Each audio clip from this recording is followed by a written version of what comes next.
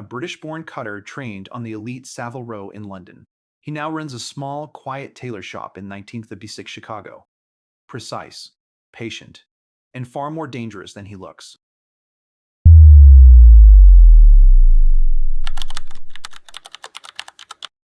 He never carried a gun. He never raised his voice. He was just a quiet old man with a needle, a pair of shears, and a tailor shop in one of Chicago's most dangerous neighborhoods. But by the end of one single night in 1956, he had pitted a mob family against each other, outsmarted a rival gang, and walked out of the burning ashes a completely free man. His name was Leonard Burling. And this is the outfit. In 1956 Chicago, Leonard Burling owned a small, quiet tailor shop. He was not originally from the United States, he was British, having settled in America several years prior. Before the move, he had spent many years working in one of London's most respected fashion houses. After leaving England for personal reasons, he opened his own workshop in Chicago and in time brought on a young woman named Mabel Shawn to assist him. Leonard would often share the secrets of fine tailoring, insisting that everything began with the measurement, that nothing mattered more than getting it right. Before a single piece of fabric was cut, one had to truly know the person being dressed. While Leonard immersed himself in the careful, exacting work at his bench, Mabel kept the shop running, welcoming clients and tending to their comfort.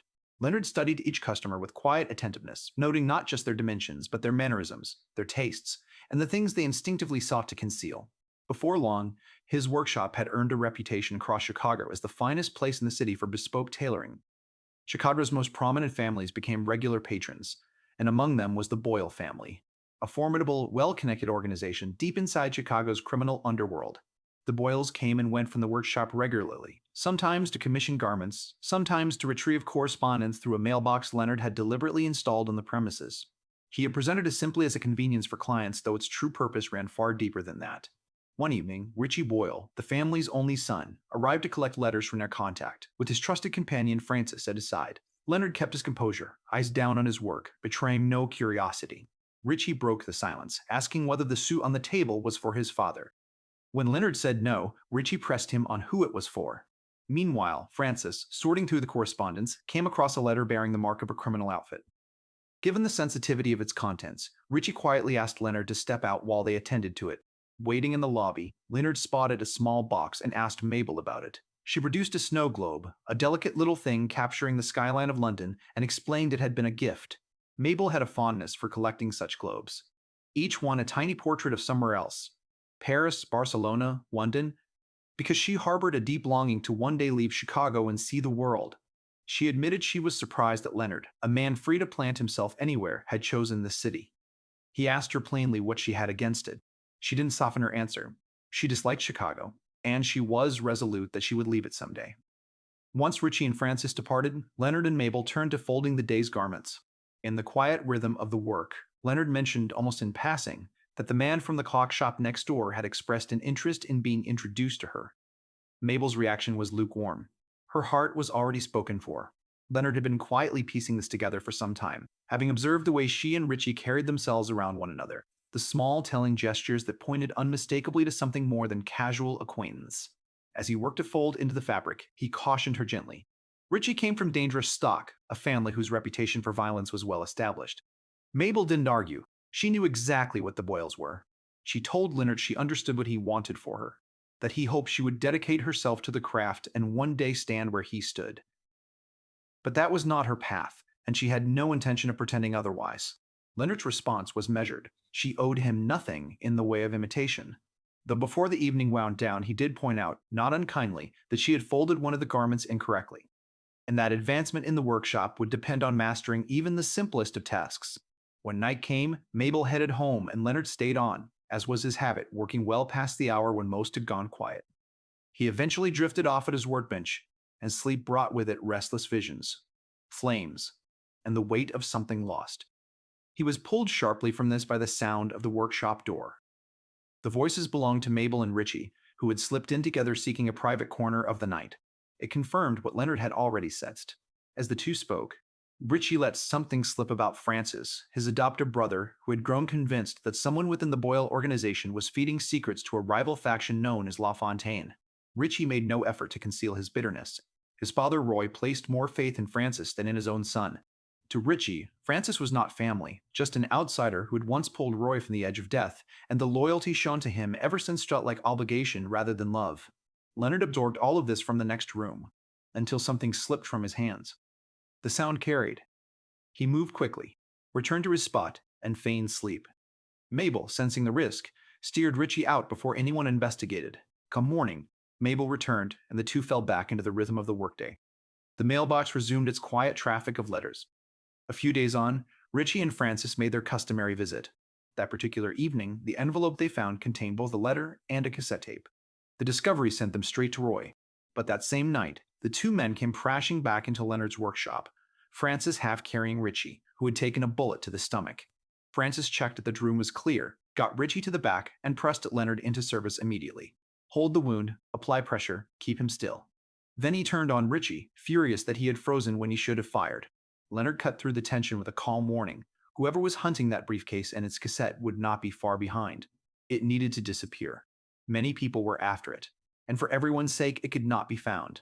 Francis reached Roy by phone and reported the attack. LaFontaine had come for them. They were sheltering in Leonard's workshop. Richie was badly hurt. Roy said he would come himself. Richie wanted Francis to take him home. Francis refused. Roy had ordered them to stay. The argument made one thing clear. Francis answered to Roy, not his son. With Richie bleeding heavily, Francis turned to Leonard and ordered him to stitch the wound. Leonard hesitated. He was a tailor, not a surgeon. But something in his past, fragments of experience that brushed up against violence, was enough to move him forward. He agreed. The procedure was merciless.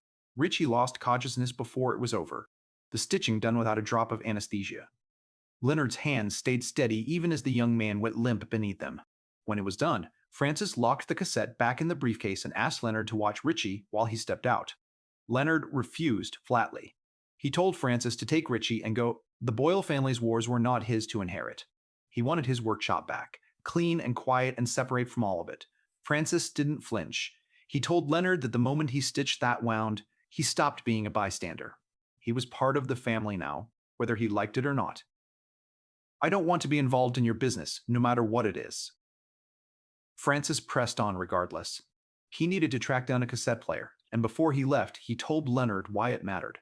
The tape held illegal wiretap recordings implicating someone inside the Boyle organization, someone feeding information to the FBI, someone who had planted a listening device somewhere the family frequented. Multiple organizations were closing in on that tape, each wanting it destroyed before its contents surfaced. Francis reminded Leonard to keep the briefcase safe and warned that Roy would arrive within hours. Leonard asked what he should do if the police came. Francis answered without warmth, "Get rid of them." Then he left. In the quiet that followed, Leonard noticed blood on the suit he had been working on. He set about replacing the stained panel with fresh fabric, his movements unhurried. After a time, Richie stirred. His voice was thin but genuine when he thanked Leonard for what he had done. Leonard brought him water. When Richie asked after Francis, Leonard told him the associate had gone in search of a cassette player, and that Francis suspected the traitor was already inside the family. Leonard mentioned Roy then, almost offhandedly. The elder Boyle had been his very first client when the workshop opened. Richie remembered that day. His father had come home with an energy about him, talking about a tailor newly arrived from London. Roy had always cared enormously about dress and presentation. He used to say that a properly knotted tie was the first serious step a man could take in life. Leonard let a beat pass, then asked Richie whether he had any suspicion about who the traitor might be. Richie said he didn't. Leonard pressed gently. Whoever it was likely stood very close to the family, perhaps without formally belonging to it. I never would have thought things could get so out of control. Leonard said nothing for a moment. Then, with the fabric still moving through his hands and his posture entirely unhurried, he told Richie plainly that he was the one who had been passing information to their enemies, that he was the one who would help the feds plant the wiretap. Richie burst out laughing. He was certain the old tailor was joking. Leonard laughed along and kept his needle moving, as though the words had meant nothing at all. Richie shook his head. Why would Leonard even joke about something like that? Leonard turned the question back on him. Why was he so sure he couldn't be the one? Because, Richie said, Leonard was just a tailor, and tailors didn't betray crime families. Leonard corrected him on both counts. He was a cutter, not a tailor. Anyone with a needle and thread could call themselves a tailor, but a cutter was something earned through years of rigorous study. He had trained at one of the great houses on Savile Row before he ever had the right to open a shop of his own. When Richie asked what had brought him to Chicago, Leonard said simply, The war, and what came after it. London men could no longer afford fine things once the fighting stopped. In their place came blue jeans. His work was built to last, not to follow a passing mood. He then mentioned, almost as an aside, that he hoped Richie's cousin was holding up. Richie bristled. Francis was no cousin, no family of any kind. Just someone his father had pulled off the street. Leonard let that settle, then circled back to Francis with quiet deliberateness. He floated the idea that a man so consumed with finding a traitor might, in fact, be the traitor himself. Then, in the same breath, he told Richie he had nothing to fear from Francis, and said it with the easy confidence of someone who enjoys steering a conversation from behind the wheel. When Francis returned, Leonard intercepted him before he could reach Richie, murmuring that the boss's son had grown suspicious and had gone through the briefcase left behind. It was a clean, calculated move.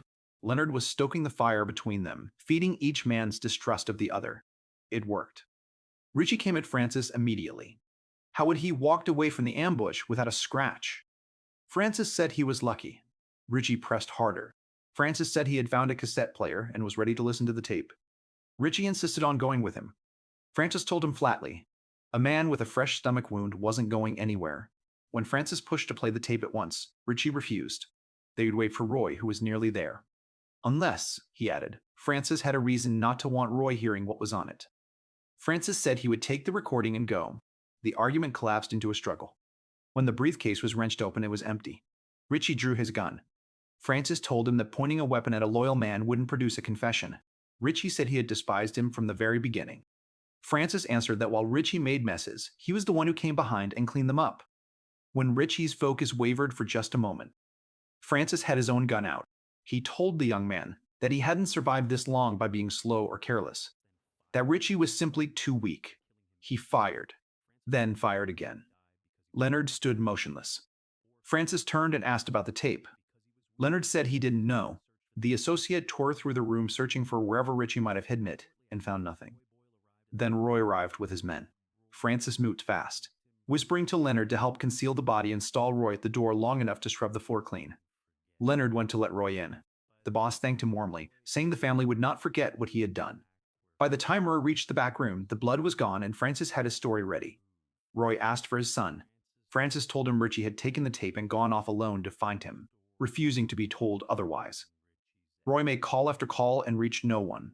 He was restless, caught between worry for his son and the missing tape.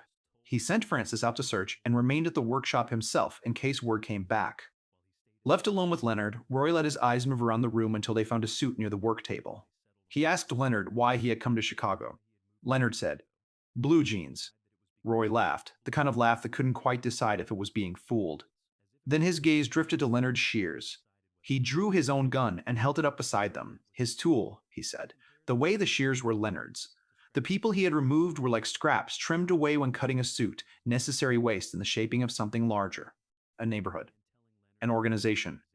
Roy began speaking about a group called the Outfit, the largest criminal network spanning both Europe and the United States. The Boyle family had been extended an alliance because they were the only outfit willing to stand openly against LaFontaine. As a gesture of that partnership, the outfit had handed over an FBI wiretap recording to help root out whoever was betraying the Boyles from within. Leonard listened, then asked carefully, why was Roy telling him any of this? In all the years the boss had been coming to this workshop, he had never once spoken of such things. Roy then revealed he had already worked it out for himself. Richie's coat was still on its hook, and no son of his walked into a Chicago winter without one. That coat was enough. He asked Leonard plainly where the boy was and signaled one of his men, who leveled a gun at the tailor. Leonard mentioned that Francis had warned him against speaking, that telling the truth would put him in danger. Before he could say anything further, Francis came back through the door, with Mabel held at gunpoint. Fearing for the girl, Leonard constructed a story on the spot. That Richie, ashamed at having done nothing while Francis cut down several of LaFontaine's men, had slipped out alone to prove himself, to face the rival group without his father's help. He had asked Leonard to stay quiet so Roy wouldn't come after him. Francis then suggested Richie might have gone to Mabel's apartment, given she was his lover. Roy asked Mabel where Richie was. She said she didn't know. Francis claimed he had seen a bloodstain on her rug. Mabel told Roy it was a lie. Roy studied her for a moment, then recognized her late father. His patience gave out entirely. He turned on Mabel with force. Francis suggested she might be the leak, given her closeness to Richie. Leonard pushed back. He had known this girl for years and staked his word on her innocence. It made no difference. Roy's men dragged Mabel into another room and began beating her. Leonard stepped in and physically tried to intervene, but Roy paid him no mind. The weight of everything became too much. Leonard moved toward the door for air. Francis caught him. Roy made it clear no one was leaving until his son was found. Leonard stopped. Then, quietly, he told them he understood what it meant to search for someone while the floor disappeared beneath you. He had not come to Chicago because of blue jeans. He had come because he once had a wife and a daughter, and he had lost them both to fire. That loss was why he could not watch Mabel be destroyed. She had become his own. At that moment, the telephone rang. Leonard answered and told Roy it was Richie, hiding from LaFontaine, asking to be collected at a specific address. Roy gathered his men and moved immediately. Francis stayed behind to keep watch. Once Roy was gone, Leonard laid out what he had actually done. The address was false, designed to walk Roy and his crew directly into a LaFontaine ambush. Then he said something that stopped the room. The traitor they had all been hunting was Mabel. She had used her closeness to Richie as a door left permanently open, quietly passing confidential information to LaFontaine in exchange for money. When she realized the Boyles would eventually find her out, she turned to the FBI, helped agents plant wiretaps, and worked toward having the entire family arrested, betting their downfall would buy her safety. Leonard had known all of it. He had known and said nothing, because he understood what drove her, the hunger for money and the dream of a life somewhere far from Chicago. Francis could barely absorb it. When he demanded to know whether she had taken the tape, Leonard told him he had hidden the recording himself, to keep Mabel out of immediate danger. Then he put a proposition on the table. Mabel would contact LaFontaine and give them Francis's location. Francis refused. He would not betray Roy. Leonard told him plainly, either that or Roy would learn how his son had died, and none of them would survive what followed. Faced with that, Francis relented. Mabel made the call. She arranged an exchange with LaFontaine, the tape for money. When the group arrived and paid her the agreed sum, Leonard and Mabel quietly informed LaFontaine where Francis was hiding. Francis came out from the back room to kill the rival boss, raised his gun, and Leonard calmly told LaFontaine that the weapon had been emptied in advance. LaFontaine's men shot Francis several times. He went down and lay still. When they had gone, Leonard told Mabel everything. The tape had been his own creation, recorded and planted in the mailbox himself, on behalf of the outfit, to manipulate the Boyle family from the inside. What he had handed to LaFontaine was a fake, containing nothing but his own voice. The real recording captured everything that had unfolded that night, enough to bring criminal charges against what remained of both the Boyles and LaFontaine. He told Mabel to take her money and go. To see Paris, London, Barcelona, all of it. She asked him to come with her. He refused, telling her she shouldn't spend her youth keeping an old man company. She said goodbye and walked out. That same night, Leonard packed what mattered and set fire to the workshop.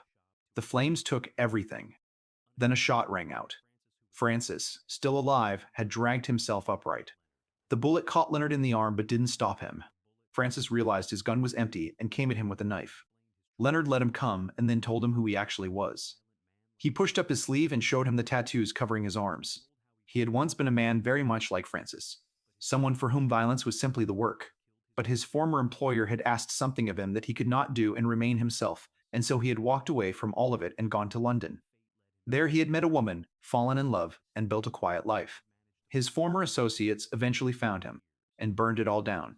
His wife, his daughter, gone. Broken by that loss, he had come to Chicago to start over.